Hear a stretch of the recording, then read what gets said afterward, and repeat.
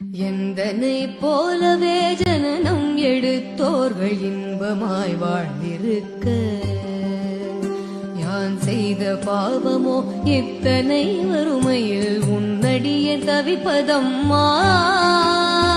உன்னையே துணை என்று உறுதியாய் நம்பினேன் உன் பாதம் சாட்சியாக. உன்னையின்றி வேறு துணை இனி யாரையும் காணேன் உலகத்தனில் எந்தனுக்கு.